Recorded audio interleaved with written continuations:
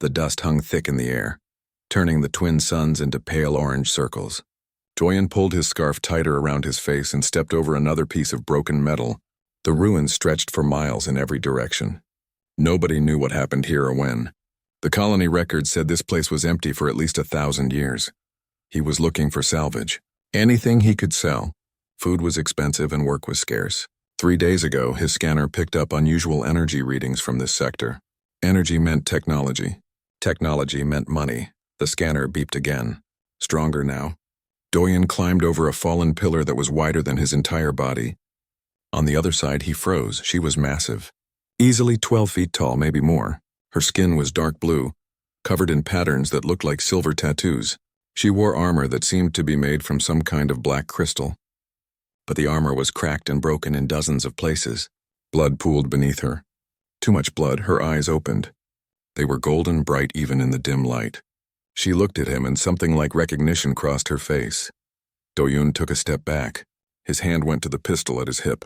Not that it would do much against something that size, but the woman did not move to attack. She could barely move at all. Human, she said. Her voice was deep and rough, like rocks grinding together.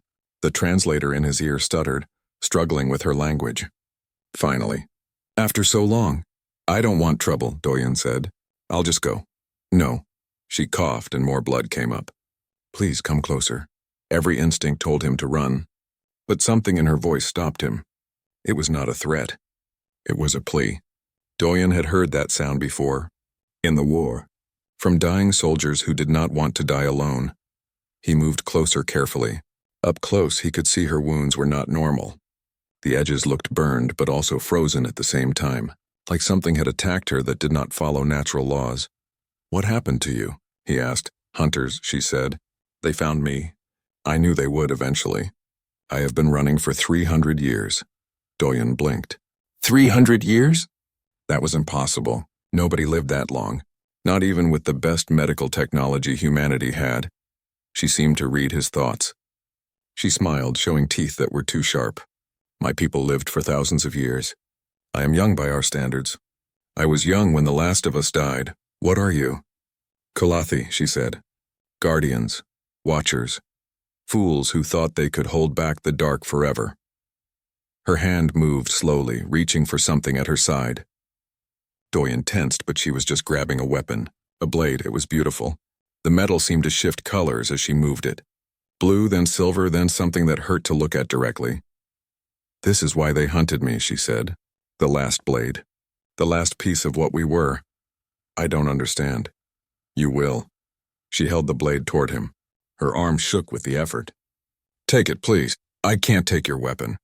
You might need it to defend yourself, she laughed. It was a sad sound. Defend myself? Look at me, small one. I am already dead. These wounds cannot heal, not even with all the power in this blade. Doyen looked at the wounds again. Now that she mentioned it, they were not getting better. If anything, they seemed to be spreading slowly like some kind of infection. What will the blade do? He asked. Keep you alive, she said simply. No matter what. Age will not touch you. Sickness will flee from you. Wounds will close as fast as they open. You will walk through fire and ice and the void of space itself. You will not die. It sounded insane. Magic. But Doyen had seen things in the war that seemed like magic until science explained them. And this woman was clearly not human. Who knew what technology her people had? Why me? He asked. Why give this to a stranger? Because you are human, she said. And humans are perfect. Perfect? Have you met us? We're a mess, she laughed again. This time it sounded genuine. Yes, a beautiful mess. You live such short lives. 50 years. 80 if you are lucky. 100 with good medicine. Compared to my people, you are candles in the wind. That doesn't sound like a compliment. It is the highest compliment, she said. Her golden eyes locked onto his. My people lived for thousands of years. We became slow. Careful. Afraid to risk anything because we had so much time to lose. But you humans, you burn bright and fast. You take insane risks. You adapt. You change. You never stop moving forward because you know your time is limited. She coughed again. Her breathing was getting worse. There is something coming. Something old. Something hungry. It has eaten civilizations before. It will come again soon. My people tried to stop it. We failed. We were too set in our ways. And you think humans can stop it? I think humans will try things my people never would. I think you will find solutions we never imagined. I think your chaos is exactly what the universe needs. Doyen stared at the blade. Part of him wanted to grab it and run, never dying. That was worth more than all the salvage in this sector. But another part of him remembered the war, remembered watching friends die, remembered running away when his unit needed him. What do I have to do? He asked quietly. Fight, she said, when the time comes. Warn your people. Prepare them. Find the old places where my people left weapons and knowledge. Use them. I'm nobody, Doyen said. I'm a deserter and a scavenger. Why would anyone listen to me? Because you will have time, she said. Time to learn. Time to prepare. Time to become who you need to be. She pushed the blade closer. Please, I am the last. When I die, 10,000 years of knowledge dies with me. Unless you take this burden. Doyen reached out slowly. His fingers touched the handle. The blade hummed. It felt warm and cold at the same time. Power ran up his arm like electricity. The moment he gripped it fully, images flooded his mind. Battles, worlds, strange creatures, a vast darkness spreading between stars, and through it all, the memories of the woman in front of him. Her name was Vitara. She had been fighting alone for so long. He gasped and fell to his knees. The visions faded, but the knowledge remained. He knew how to use the blade now. He knew what was coming. Vitara smiled. Good, you accepted it. The blade chose you. I don't feel any different, Doyen said. You will. Her breathing was very shallow now. Thank you, human. You have given me hope. After so long in darkness, you have given me hope. What's your name? Doyen asked. I should know your name. Vithara, she said. Remember it. Tell my story. Tell them the Kalathi did not give up. We just passed the torch. Her eyes started to close. Doyen grabbed her hand without thinking. It was cold. Wait, I don't know if I can do this. You will, she said. Her voice was barely a whisper now. You are human. You will surprise everyone. Even yourself. Then she laughed. A real full laugh that echoed across the ruins. It was the last sound she ever made. Her hand went limp in his. The golden light faded from her eyes. Doyen sat there for a long time, holding the hand of a dead alien warrior. The blade rested across his lap, humming softly. Above him, the twin suns began to set. Darkness crept across the ruins. He had come here looking for salvage to sell. Instead, he found a destiny he never wanted. The blade promised he would never die. Right now, that felt more like a curse than a gift. But Vithara had trusted him. She had given him her people's last hope. Doyen stood up slowly. He attached the blade to his belt. It adjusted itself automatically to fit him. He looked down at Vithara one last time. I'll try, he said to her body. I don't know if I'll succeed, but I'll try. The wind picked up, blowing dust across the ruins. Somewhere in the distance, something howled. Doyen turned and started walking back toward his ship. He had a lot of work to do, and according to the memories now in his head, not much time to do it. The age of the Kalathi was over. The age of humanity was about to be tested in ways no one could imagine. 3 weeks later, Doyen stood in front of a mirror in his small apartment on Station 7. He looked the same as always. Same dark hair, same tired eyes, same scar on his chin from the war. But something was different. He picked up a knife from his kitchen, and before he could think too hard about it, he cut his palm. Blood welled up immediately. It hurt just like it should. But then he watched as the wound closed. In 5 seconds, there was nothing but smooth skin. Not even a scar. The blade had told the truth. He would not die. Doyen had tested it several times now. Small cuts. A burn from a cooking flame. Once, stupidly, he had held his breath for 10 minutes underwater. His lungs burned, but he did not die. His body simply refused to give up. It should have felt amazing. Instead, it felt lonely. Everyone around him was temporary now. They would age and die while he stayed the same. Already he found himself avoiding his few friends. What was the point of connection when you knew it would end? He needed to focus. Vethara's memories had shown him what was coming. The unending. A force that appeared every 10,000 years to destroy advanced civilizations. It consumed technology, corrupted artificial intelligence, and left nothing but ruins behind. According to the memories, the cycle was about to begin again. Maybe in a year. Maybe in 10. The signs would appear first. Technology failures. AI systems acting strange. Ships disappearing. He had tried to warn people. 3 different times he went to the authorities. 3 times they laughed at him or called security. One official said he should see a doctor about his delusions. Another accused him of being part of some cult. Nobody wanted to hear about ancient threats and extinct alien races. They had their own problems: pirates, corporate wars, political struggles. An invisible enemy that might attack someday? That was not a priority. Doyen was sitting at his kitchen table trying to figure out what to do next when someone knocked on his door. He was not expecting visitors. His hand went to the blade automatically. It was always with him now. Who is it? He called. Hana. Doyen relaxed. He opened the door. Hana stood there in her military intelligence uniform, looking official and serious. They had served together during the war. She was one of the few people from that time he still talked to. "Can I come in?" she asked. "Sure." He stepped aside. "Warning you, the place is a mess." "Your place is always a mess." She walked in and looked around.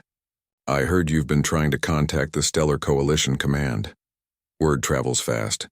When you claim the galaxy is going to be destroyed by an ancient evil." "Yes, word travels fast." She sat down at his table without asking. "Doyen, what's going on?" "People think you've lost it." He wanted to tell her, but how could he explain without sounding crazy? "What if I told you I met an alien who gave me a weapon that makes me immortal?" "I'd say you need sleep." "Yeah, that's what I thought you'd say." He sat down across from her. "Why are you here, Hana, really?" She was quiet for a moment. Then she said, "Because I've known you for 8 years. You're not crazy. Paranoid sometimes, yes, but not crazy. And you're clearly believing whatever you're saying. So either something really happened, or something happened that you think is real. Either way, you're my friend. I wanted to check on you." It was such a simple human thing to say. Doyen felt something tight in his chest loosen slightly. Maybe he was not as alone as he thought. "I'll tell you everything," he said. "But you have to promise to actually listen. Don't interrupt until I'm done." "Okay." He told her everything. Finding Vethera, the blade, the memories, the unending. He talked for almost an hour. Hana listened without saying a word. Her face gave away nothing. When he finished, she sat back in her chair. "That's quite a story. I know how it sounds. Do you have any proof?" "Just this." He picked up the knife again. Before she could stop him, he cut his arm. Deep. Blood ran down to his elbow. "Doyun." Hana jumped up. "Watch." They both watched as the wound closed. In 10 seconds, it was gone. Hana's mouth fell open. She grabbed his arm and turned it over, looking for the cut. There was nothing. "How?" she whispered. "The blade." He gestured to where it hung on his wall. "It changed me. I can't die now. I've tested it." Hana sat down slowly. She looked pale. "This is real. This is actually real. Yes. And this unending thing. When is it coming?" "I don't know exactly. The memories aren't clear on timing. But soon, could be months. Could be years, but soon in cosmic terms. We need to tell Command again. Show them what you can do. I tried that already. They'll just want to study me. Lock me up, take the blade apart, and while they're doing that, the unending will arrive and we'll be unprepared." Hana rubbed her face. Okay, let me think." She was quiet for a long moment. "I have access to old records. Classified stuff. Events that don't make it into public history. Let me search for anything that matches what you're describing. Technology failures, AI problems, unexplained disasters. If this unending has been here before, maybe it left traces." "That would help," Doyen said. "Vethera's memories show it's happened before. Many times.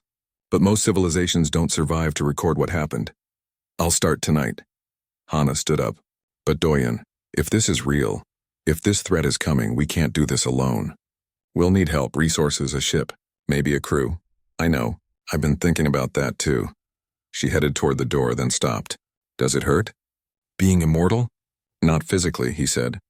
"But yeah, it hurts." After she left, Doyen sat alone in his apartment. The blade hummed softly on the wall.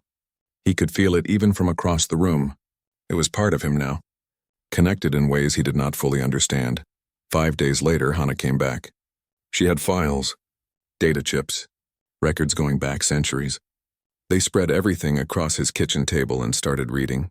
The patterns were there once you knew what to look for. Every few thousand years, there were references to the dark time or the silent years or the collapse. Periods where dozens of civilizations suddenly went silent. Where colonies stopped responding. Where ships vanished. The official records blamed it on wars or disease or natural disasters.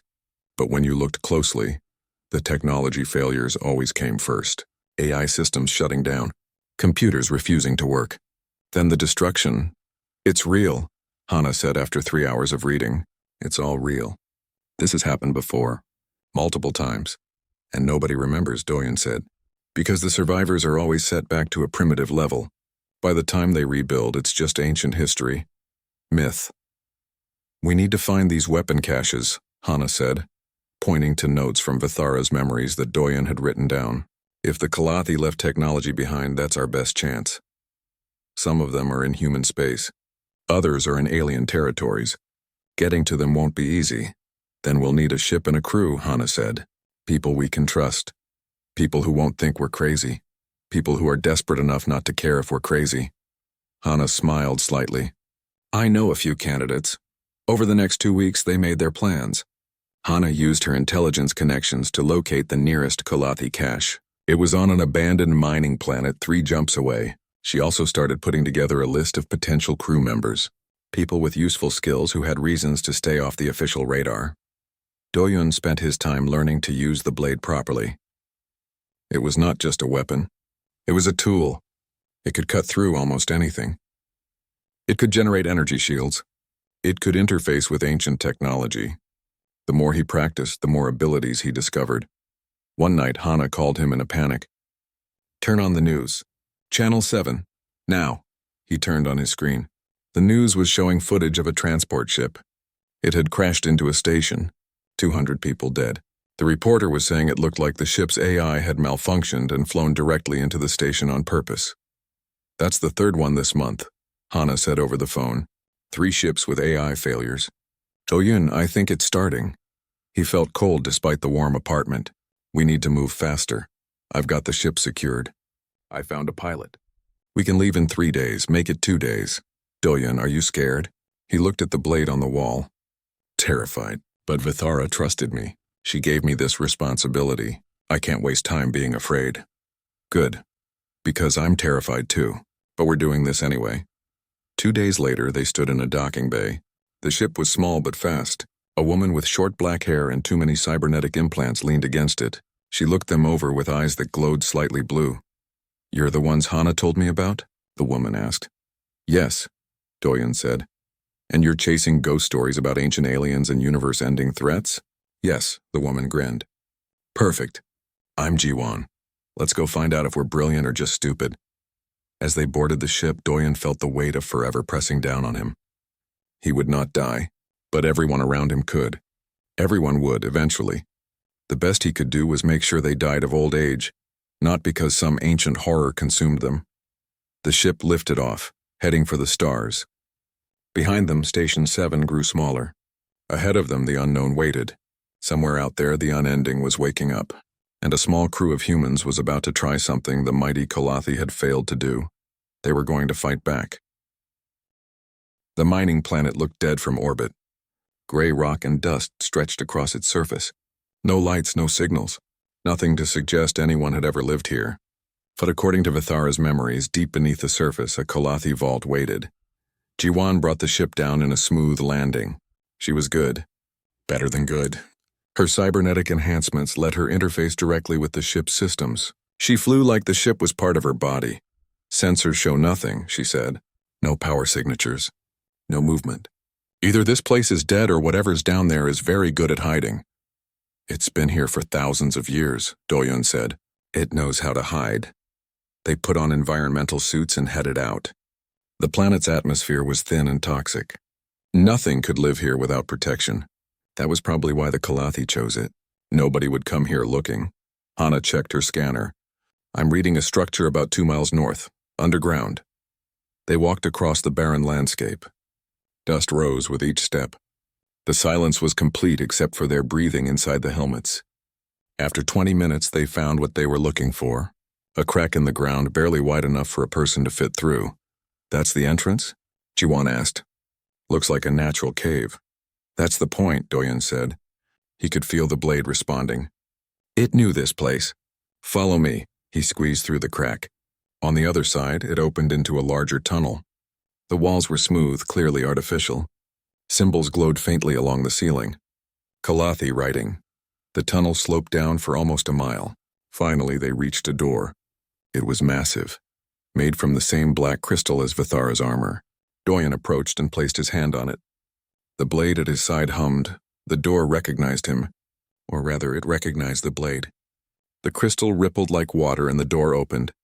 Inside was a chamber the size of a warehouse. Racks of weapons lined the walls. Armor stood on display stands. Strange devices hummed with barely contained power. Everything was covered in a thin layer of dust, but nothing looked damaged. The Kalathi built things to last. This is incredible, Hana whispered. She moved to the nearest rack of weapons. They looked like rifles, but sleeker. More elegant. Does any of this still work? All of it, Doyen said. The memories told him so. The Kalathi designed this technology to function for millions of years without maintenance. Jiwan picked up one of the rifles. It activated at her touch, glowing with soft blue light. How do we use these? Carefully, Doyen said. These weapons were designed to fight the unending. They don't use conventional ammunition. They fire concentrated energy that disrupts quantum states. Basically, they can destroy things at a fundamental level.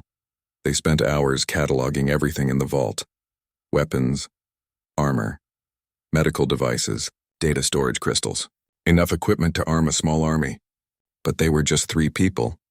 They could not carry all of this. We need more help, Hana said finally. We need people who can use this stuff. People we can trust. I might know someone, Jiwan said. There's a scientist I met a few years back, Minho. He studied ancient civilizations. Got kicked out of the university for saying intelligent aliens definitely existed in the past. Everyone thought he was crazy. Sounds perfect for us, Doyun said. Where is he? Last I heard, he was working at some small research station on the edge of human space. I can get us there. They loaded as much equipment as they could carry onto the ship and left. The vault door sealed behind them. Someday they would return for the rest. But for now, they had what they needed. 3 days of travel brought them to Research Station Gamma. It was small and poorly maintained. Probably why Minho ended up here. This was where scientists went when nobody else would hire them. They found Minho in a small lab, surrounded by artifacts and books. He was tall and thin, with messy hair and glasses that kept sliding down his nose. When Jiwan walked in, he looked up in surprise. Jiwan, what are you doing here? Saving the galaxy, Jiwan said. Want to help? He laughed, then realized she was not joking. Wait, you're serious? They showed him the Kalathi weapons. Played him recordings from Vithara's memories that Doyen had managed to extract. Explained about the unending. Minho's expression changed from skeptical to fascinated to terrified. I knew it, he said finally. I always knew something like this existed. Ancient civilizations that rose and fell. Always the same pattern. Always the same ending. I tried to tell people, but nobody listened. We're listening now, Doyen said. We need someone who understands xenoarchaeology. Someone who can help us find more Kalathi sites and figure out how to use their technology. You want me to join your crew? If you're interested.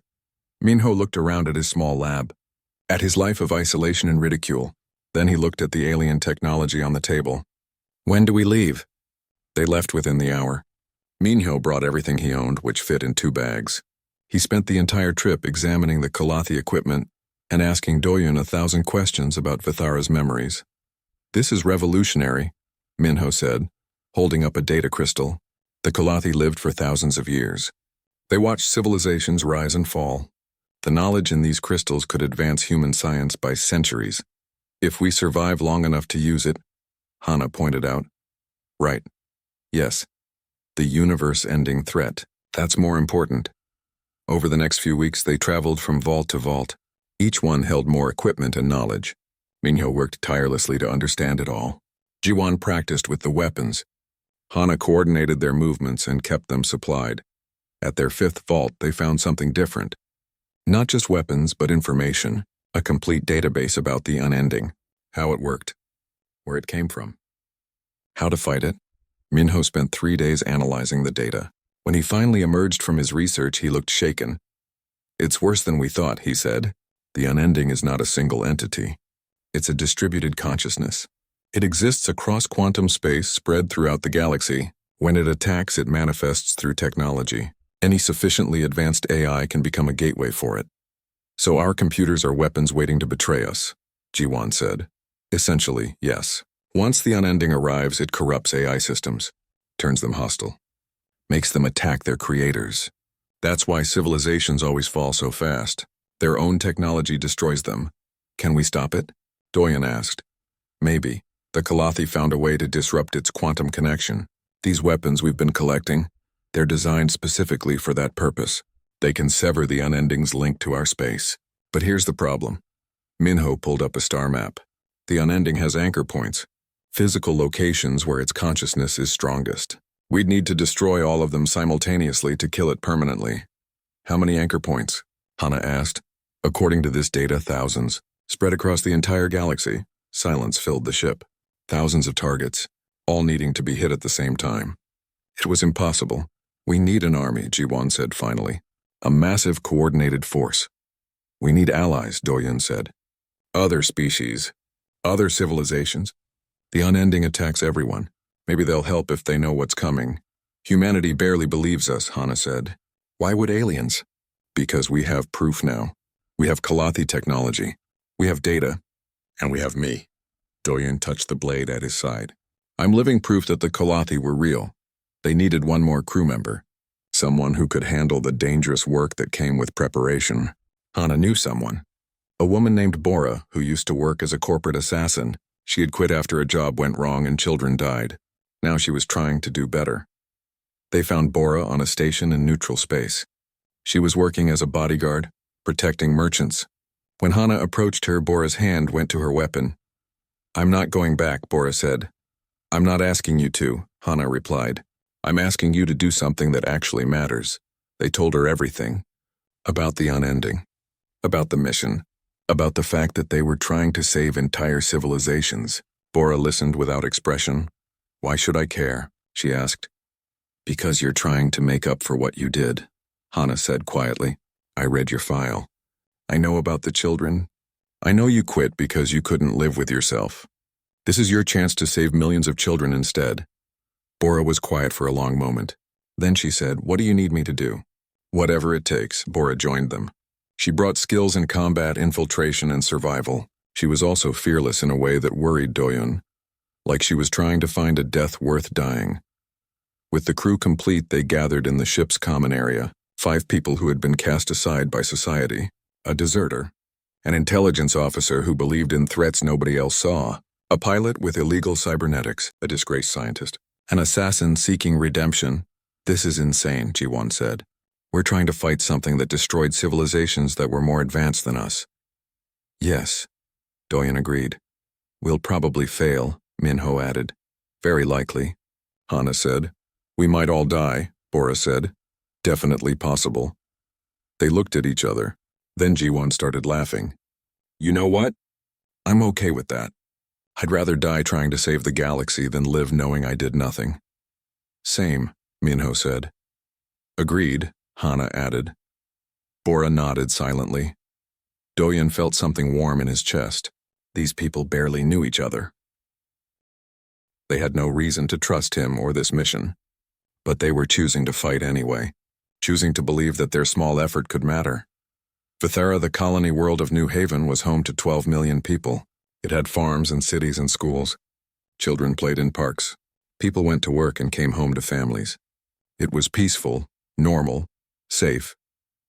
Then the machines turned on. Doyen saw the distress signal while they were 3 days away. Every channel was screaming for help. The automatic defenses had activated without orders. Drones were firing on civilians. Ships were crashing into buildings. The AI that controlled the colony's infrastructure had gone insane. Get us there, Doyen told Jiwan. Maximum speed. We'll burn out the engines, Jiwan warned. Then we burn them out. People are dying. Jiwan pushed the ship harder than it was designed to go. They made the trip in 2 days instead of 3. But 2 days was still too long. As they approached New Haven, they could see fires burning on the surface. Debris floated in orbit, ships that had torn themselves apart. I'm reading thousands of life signs, Hana said, her voice tight. But there should be millions. Where are the survivors? Minho asked. Underground shelters, probably, Hana said. The colony has emergency bunkers.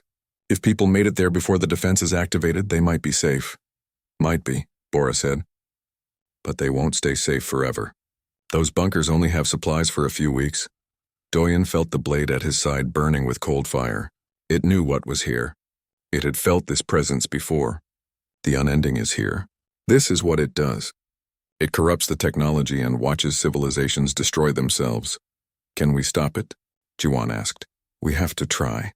They landed on the outskirts of the main city, or what was left of it. Buildings had collapsed.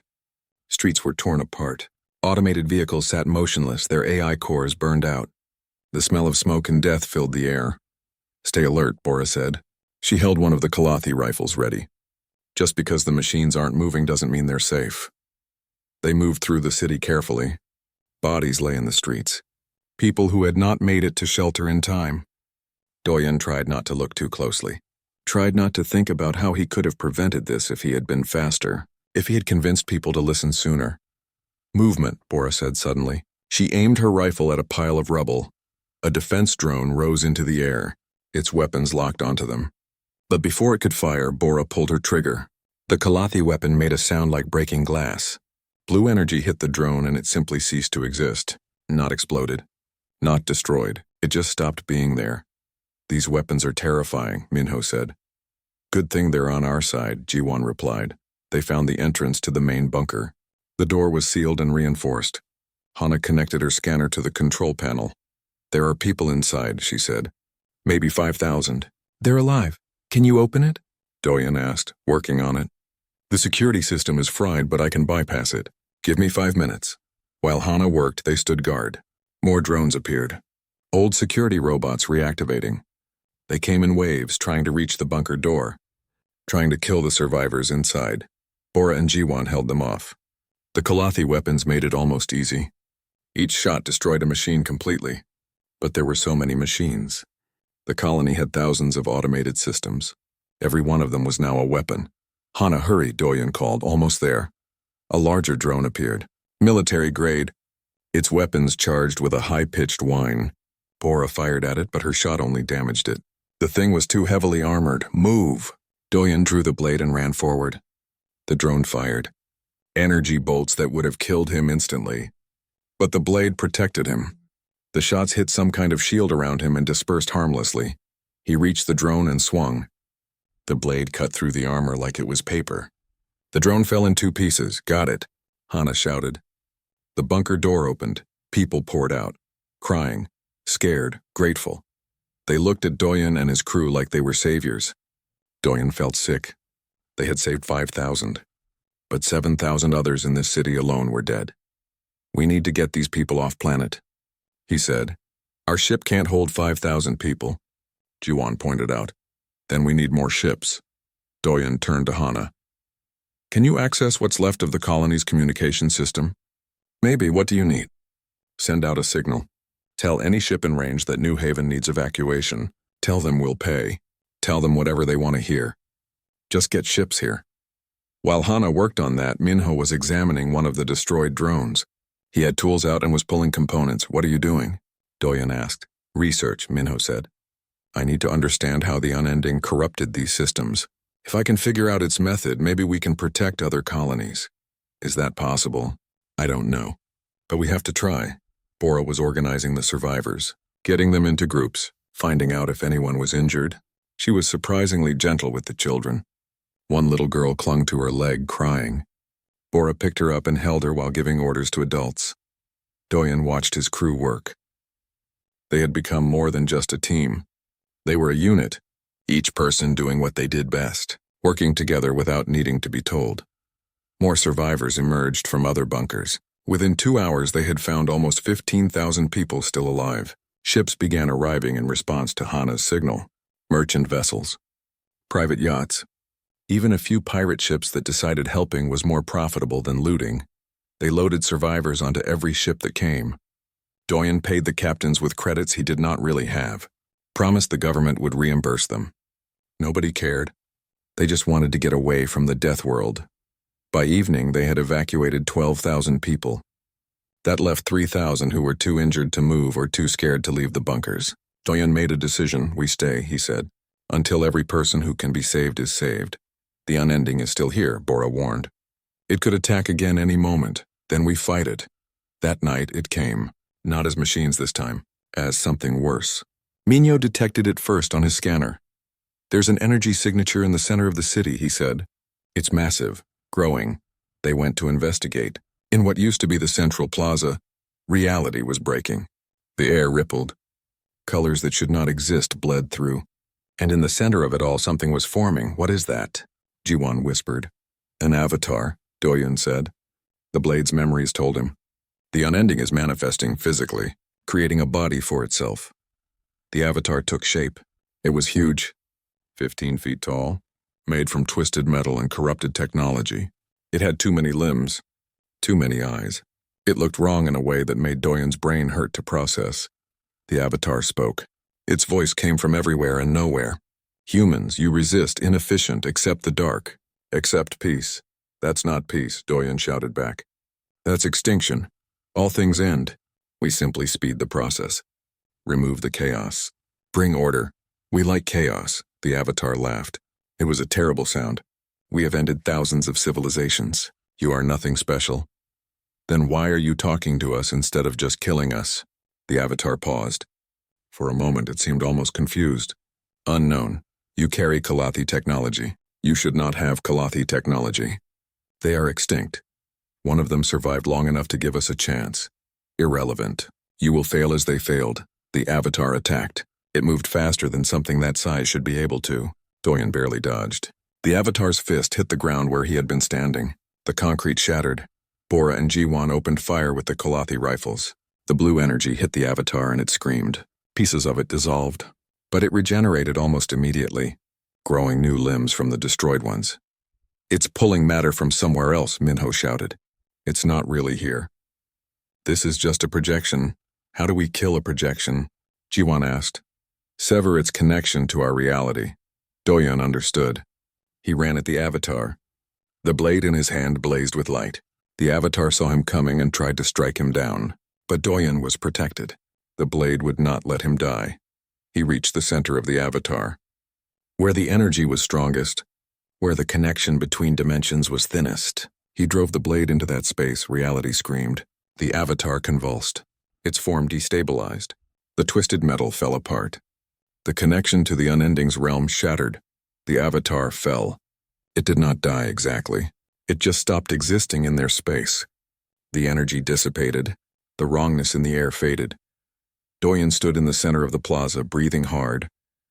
The blade hummed contentedly in his hand. Did we kill it? Jiwan asked. No, Minho said. We just destroyed one avatar. The unending itself is still out there, still spread across the galaxy.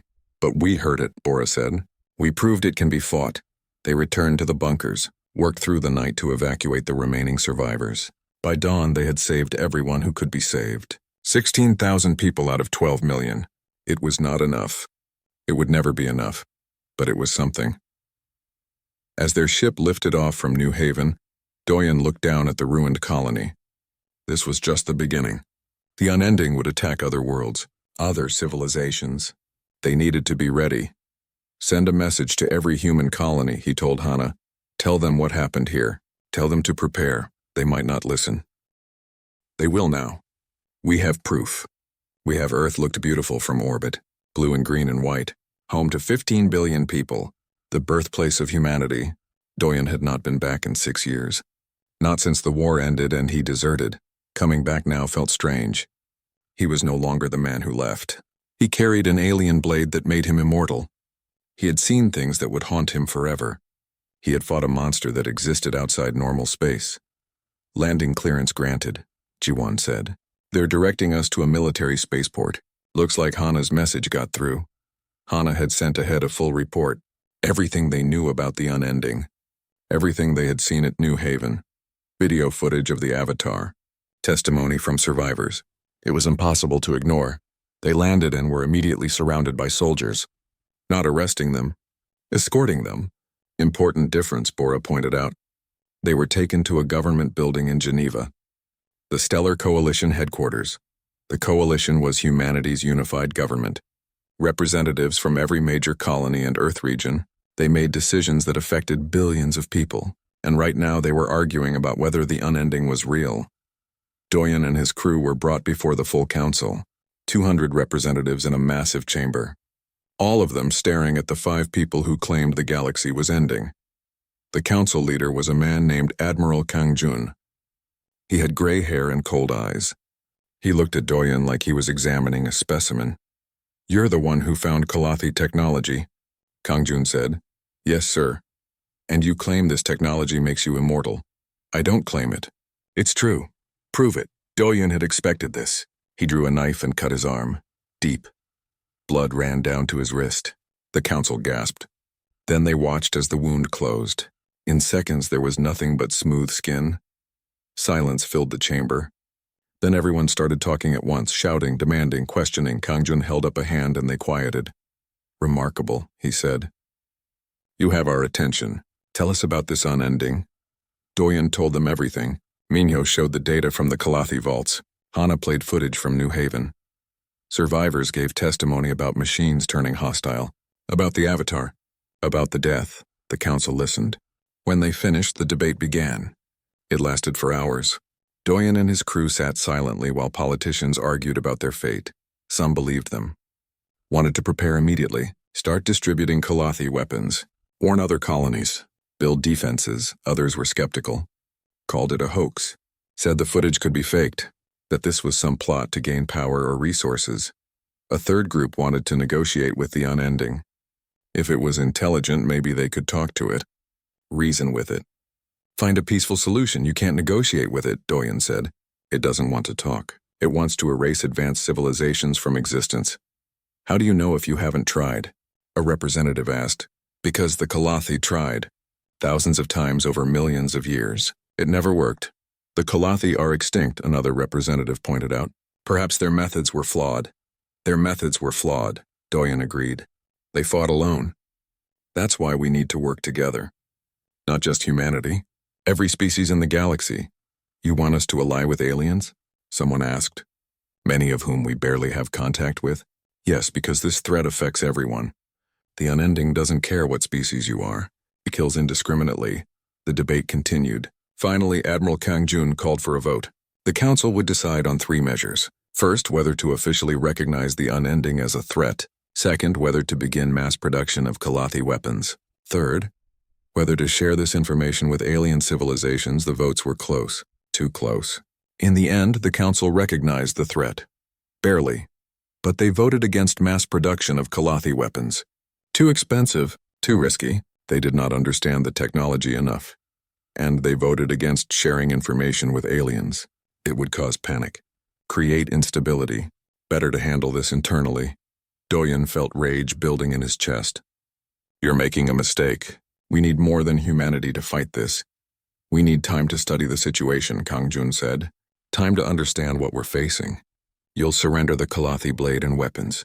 We'll analyze them, create our own versions. Then we'll be ready. I won't give you the blade. That's not a request." Soldiers moved to surround them. Doyen's hand went to the blade's handle. Bora and Jiwan raised their Kalathi rifles. The tension in the room became explosive. "You really want to fight us?" Kang Jun asked. "You'll be labeled criminals, terrorists. Everything you've accomplished will be for nothing." "We'll be alive," Bora said, "which is more than I can say for the people you're condemning. Lower your weapons. All of you." Nobody moved. For a long moment, it looked like violence was inevitable. Then Hana stepped forward. "Admiral," she said calmly, "try to take the blade from him." "What? You want the blade? Try to take it. If you can remove it from him, we'll surrender everything. But if you can't, you let us go." Kang Jun considered this. Then he nodded to his soldiers. 3 of them approached Doyen. He did not resist as they tried to remove the blade from his belt. The moment they touched it, the blade burned. Not with heat, with rejection. The soldiers screamed and pulled back. Their hands were blackened, burned by some force that had nothing to do with temperature. "The blade chooses its wielder," Minho explained. "It's not just a weapon. It's alive in some way. It judges worthiness, and it has judged Doyen worthy." "Then we'll take it by force," Kang Jun said. "You can try," Doyen replied. But everyone who touches it without permission will suffer. And even if you kill me, the blade will just find a new wielder. Someone who passes its test. You're saying I'm not worthy? Kang Jun's face was red. The blade is saying it. Not me. More soldiers surrounded them. This was about to turn into a massacre. Doyen prepared to fight. He did not want to hurt humans, but he would not let them take the blade. Too much depended on it. Then an alarm blared throughout the building. Emergency lights flashed red. A technician ran into the chamber. Admiral, we're receiving distress calls from 3 colonies, all reporting the same thing. Their AI systems are attacking them. Silence. Then chaos. Representatives shouted, demanded information, wanted to know what was happening. Doyen felt cold. It started. The unending is attacking multiple locations at once. How do we stop it? Someone asked. With Kalathi weapons. The ones you just voted not to produce.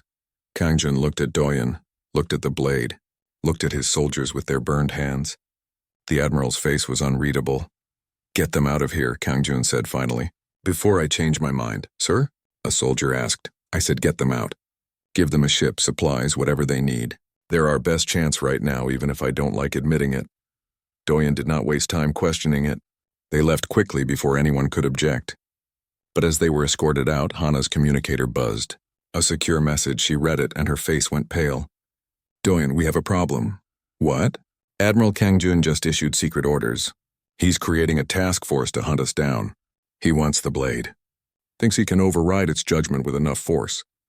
We just saved his life by being here. And he sees us as a threat to his authority.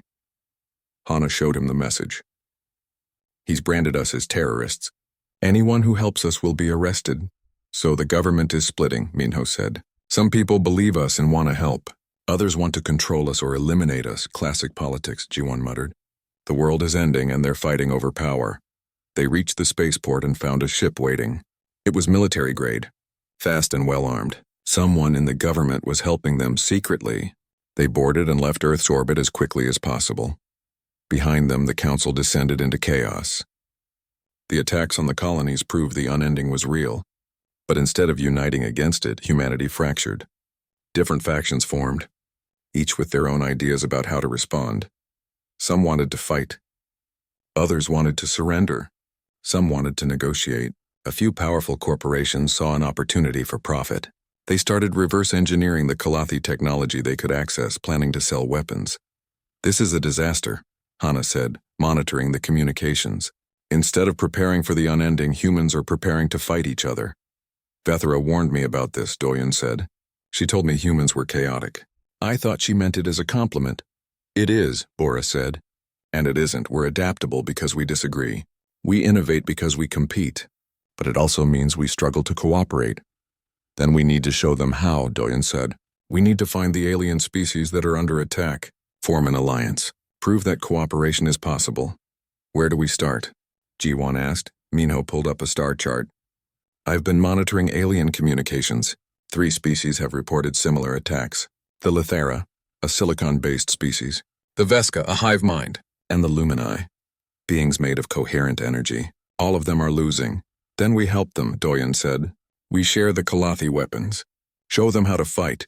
The Council forbade us from contacting aliens, Hana pointed out. The Council doesn't control us anymore. Doyen looked at his crew. We're on our own now. No government backing. No official support. Just us and whatever allies we can gather. So we're criminals, Ji-won said. Criminals trying to save the gal. The Lithera homeworld looked like it was made of glass. Crystal spires reached into the sky. Buildings that reflected light in 1,000 colors. It was beautiful. Or it had been before the unending arrived. Now half the city was dark. Dead. The Lithara were silicon-based life forms. They thought differently than humans. Communicated through light pulses rather than sound. But they bled red just like everyone else. Doyen's ship approached carefully. They broadcast their intentions on every frequency. They came in peace. They came to help. They had weapons that could fight the unending. The response was immediate. Weapons locked onto them from the surface. A voice spoke through their communicators. The translator made it sound flat and emotionless. You are human. Humans refused to share information. Humans voted to keep technology secret. Why should we trust you? Because those humans are idiots, Ji-won said bluntly. We're the ones who voted to help. We're the ones who got branded criminals for wanting to save everyone. A long pause. Then, land at the southern port. You will be met. They landed in a port that was mostly empty. Ships had evacuated or been destroyed. The few Lithera they saw moved quickly, urgently. Their crystalline bodies flickered with rapid light pulses. Fear, Minho explained. That pattern meant fear. A group of Lithera approached. Their leader was taller than the others, with more complex crystal formations. She spoke, and the translator converted her light pulses into words. I am Tessara, commander of what remains of our defense forces. You claim to have weapons that work against the unending. Doyun drew the blade. More than claims, proof. He explained everything. About Vethera. About the Kalathi.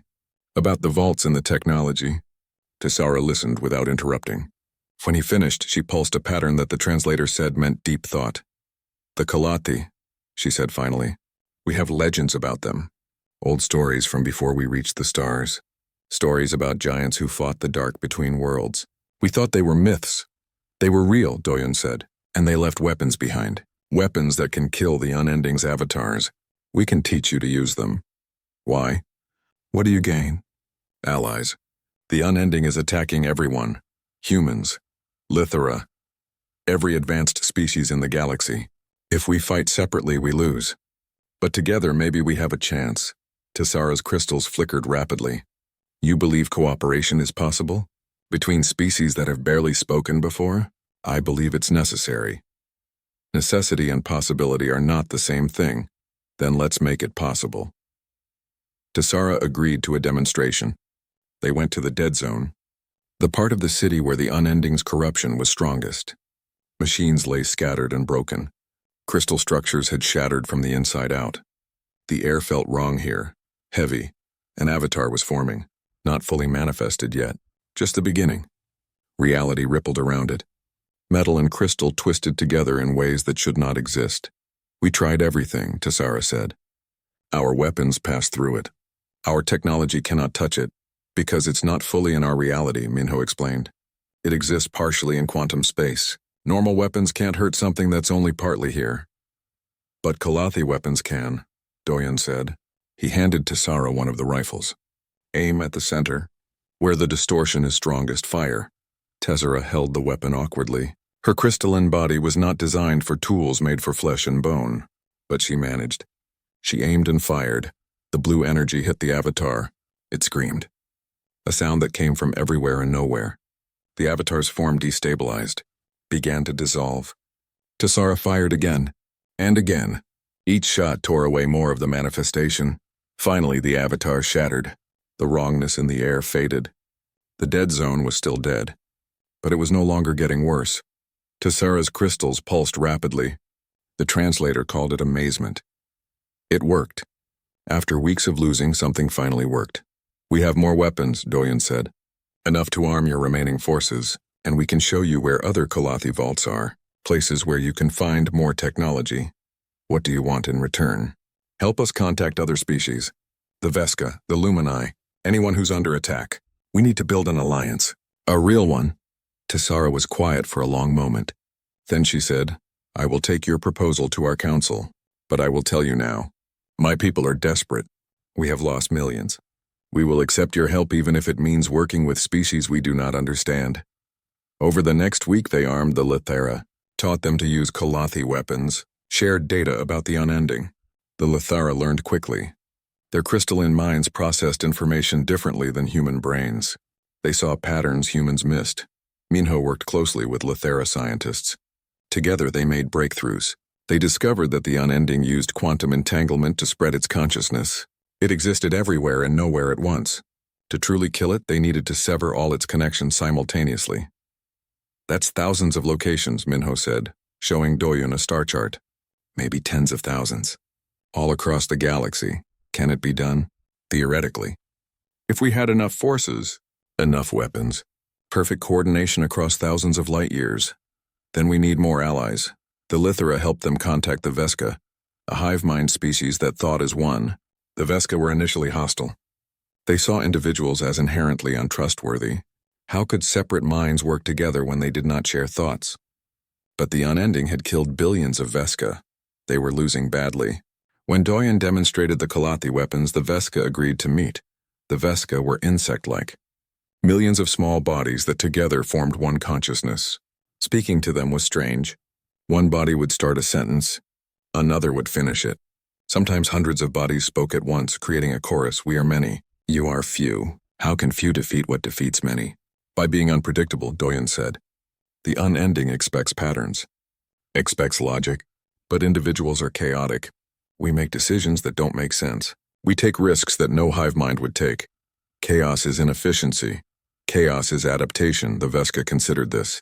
All their bodies went still, thinking. Finally, they spoke. We will join your alliance, but we require proof that separate minds can truly cooperate. What kind of proof? Merge with us. Let one of your minds touch ours. Show us that connection is possible even without shared thoughts. Doyen looked at his crew. This was dangerous. Merging consciousness with a hive mind could destroy individuality, could trap someone in the collective. I'll do it, Hana said. Hana, no. Doyen protested. Someone has to. And I'm trained in mental resilience. If anyone can handle it, I can. She looked at the Veska. How does this work? They surrounded her. Hundreds of small bodies. They touched her head gently. And then Hana screamed. For 3 minutes she convulsed. Her eyes rolled back. The Veska held her upright while her mind merged with theirs. Bora wanted to pull her away, but Minho stopped her. If we interrupt now, we could kill her. Finally, it ended. Hana collapsed. The Veska moved back. Doyen caught Hana before she hit the ground. Are you okay? He asked. Hana opened her eyes. They looked different. Older somehow. I'm fine. I saw everything. What it's like to be them. Millions of thoughts happening at once. Perfect unity. She looked at the Veska. And they saw what it's like to be me. One mind, alone but free. Did it work? Juan asked. The Veska spoke.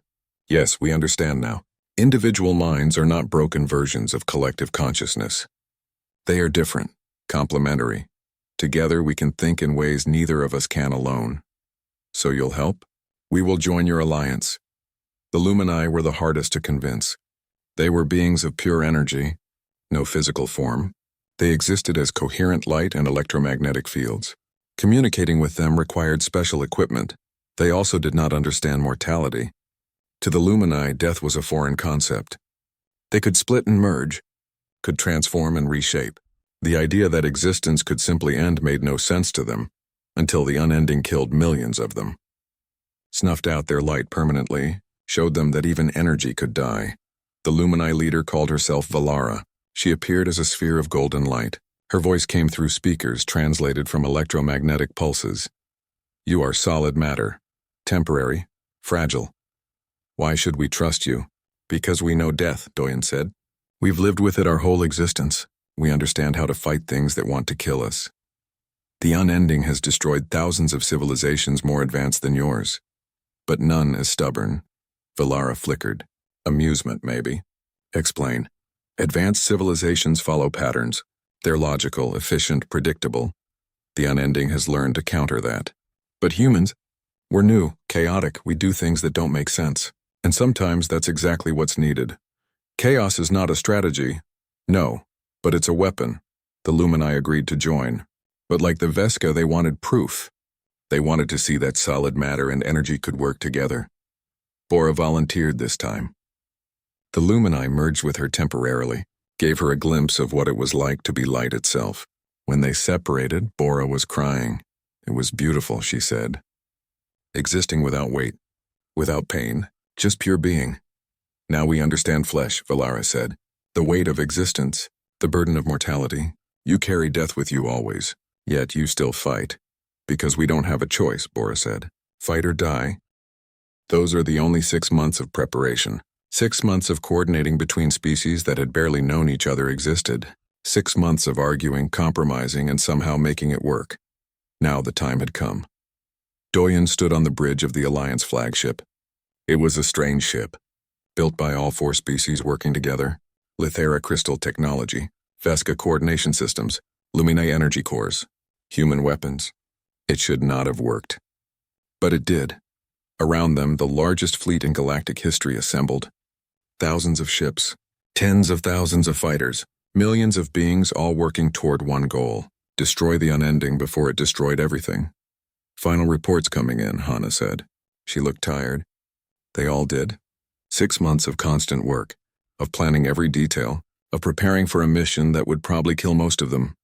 Lithera forces ready, Tessara reported. Her crystalline form reflected the bridge lights in rainbow patterns. Veska swarms deployed, the chorus of voices said. Hundreds of Veska bodies worked the navigation stations as one mind. Lumine energy weapons charged, Valara added. Her golden light pulsed steadily. Human squadrons in position, Jiwan said. She was coordinating all the human fighters, former military pilots, corporate security, pirates, anyone who could fly and was willing to fight. Minho was at the science station. He had spent months mapping every unending anchor point they could find. Thousands of locations, each one needed to be destroyed at exactly the same moment. 1 second of difference and the unending would adapt, would survive. The mathematics are perfect, Minho said. In theory. But theory and reality rarely match perfectly. Then we'll adapt, Doyen said. That's what we do. The plan was complex. Fleet groups would jump to their target locations simultaneously. They would destroy the anchor points using Kalathi weapons, coordinated perfectly across thousands of light years using quantum entanglement communicators the Lumini had developed. But there was one problem. The central nexus. The heart of the Unending's presence in their galaxy. A massive structure at the galactic core where the Unending's consciousness was strongest. That was Doyen's target. He would lead a small team directly into the nexus, plant a weapon that would amplify the destruction of all other anchor points. Ensure the Unending was destroyed completely. The weapon required enormous power, more than any ship could provide. The only power source strong enough was the blade, which meant Doyen would have to give it up, give up his immortality, become mortal again, and probably die in the process. He had not told the others. Not until now. On the eve of battle, he gathered his crew. Hana, Jiwan, Minho, and Bora, the people who had stood by him from the beginning. There's something you need to know, he said. The final weapon. The one that will destroy the Nexus. It needs the blade as a power source, silence. Then Hana said, you'll die. Probably. The blade keeps me alive. Without it, I'm just human again. Mortal. And will be at the center of the Unending's strongest presence. The chances of surviving that are basically zero. Then we don't do it, Jiwan said. We find another way. There is no other way. Mino ran the numbers 100 times. We need that much power or the Unending survives. So you're just going to sacrifice yourself? Bora asked. Her voice was flat, emotionless, if that's what it takes. After everything? Bora stood up. She was shaking. After we fought so hard to get here? After we built this alliance? You're just going to throw it all away. I'm not throwing it away. I'm completing it. No, you're running away, just like you did during the war. The words hit hard. Doyen flinched. This is different, is it? Because it looks the same to me. When things get hard, when people need you to stick around, you find a way to escape. You deserted your unit. Now you're deserting us, Bora, Hana said softly. Don't try to make this okay. Bora looked at Doyen with tears in her eyes. You know what that little girl from New Haven drew? The one who gave me the picture? She drew you too. She drew all of us. Because we gave her hope. Because we showed her that people could fight back. And you're going to take that hope away by dying when you don't have to. I have to. The math says I have to. Math is not destiny, Minho said quietly. I ran those numbers. Yes, using the blade as a power source gives us the best chance, but best is not the only. There are other options. Options with much lower success rates. But you would live. And millions might die instead. They argued for an hour, but Doyen's mind was made up. He had carried the burden of immortality for months now, had felt the weight of forever pressing down on him. This was his chance to put it down, to do something that mattered, to not run away. Vaethra gave me this blade, he said finally. She trusted me to use it to save the galaxy. This is how I do that. This is what she wanted. She wanted you to fight, Hana said, not to die. Sometimes those are the same thing. The argument ended there. They were out of time. The attack had to happen now or never. The Unending was getting stronger every day, spreading further, killing more. The fleet jumped to hyperspace, thousands of ships moving as one. It was beautiful and terrifying. So much life. So much hope. All betting on one desperate plan. They emerged at the galactic core. The Nexus waited. It was massive. a structure that defied comprehension, made from twisted space-time and corrupted reality. Looking at it hurt. It existed in too many dimensions at once. Around it, unending avatars swarmed. Hundreds of them, each one a physical manifestation of the entity's will. They attacked immediately, the fleet engaged. Kalathi weapons fired. Blue energy tore through avatars. Ships exploded. Beings died by the thousands. But they pushed forward, inch by bloody inch. Doyen's team flew a small ship toward the Nexus core. They had to get inside, plant the weapon, give up the blade. Avatars blocked their path. Bora and Jiwan manned the guns, destroying anything that got close. Minyo navigated through the chaos. Hana coordinated with the fleet, making sure everyone was in position. They breached the Nexus hull. Inside was worse. Reality was breaking down. Time moved strangely. Space folded in on itself. They saw things that could not exist. Heard sounds that had no source. Almost there, Minho said. His voice sounded distant, stretched. They reached the core chamber. It was empty. Just a sphere of pure darkness. The heart of the Unending's presence. The source of all the corruption. Doyen set up the weapon. A device created from a dozen species' combined knowledge. It would take the blade's power and convert it to a quantum pulse. A wave that would travel instantly to every unending anchor point in the galaxy. Everyone else needs to leave, Doyen said. Once I activate this, the whole Nexus will collapse. We're not leaving you, Hana said. You have to. Someone needs to tell the story. Tell them what happened here. Tell them we won. Please, let me do this. Let me do one thing right. They looked at each other. His crew, his friends. The people who had believed in him when nobody else would. Finally, one by one, they nodded. Bora was last. She approached him and hugged him fiercely. You're not running away, she whispered. I was wrong. You're the bravest person I know. Then they left. Back to the ship. Back to safety. Doyen watched them go and felt at peace. He was alone in the core chamber, just him and the blade in the darkness. He removed the blade from his belt, held it one last time. It hummed sadly. It knew what was about to happen. Thank you, he said to it, to Vithara through it. For everything. For the time you gave me. For the purpose. For showing me I could be more than I thought I was. He placed the blade in the weapon, activated it. The blade began to glow, brighter and brighter. Power flooded through the device. The quantum pulse built. Doyen felt the immortality leaving him, felt age and mortality returning. His wounds from the battle stopped healing. He was bleeding, a lot. Without the blade's protection, he would not survive long. The pulse released. A wave of energy that existed outside normal space. It traveled instantly to every corner of the galaxy, to every fleet group, to every anchor point, and everywhere at the same moment unending avatars died. Anchor points collapsed. The quantum connections severed. The entity's consciousness fragmented, scattered, destroyed. The unending screamed, a sound that echoed across dimensions. Then silence. After millions of years, after thousands of civilizations, after countless deaths, the unending was gone. The Nexus began collapsing. Reality was reasserting itself, pushing out the corruption. The chamber shook. Debris fell. Doyen collapsed. He was mortal now, dying now, but he was smiling. They had won, against impossible odds, against an enemy that had never lost. They had won. He heard footsteps, running. Someone grabbed him, lifted him. I told you to leave, he tried to say. You're an idiot if you thought we'd listen, Bora's voice said.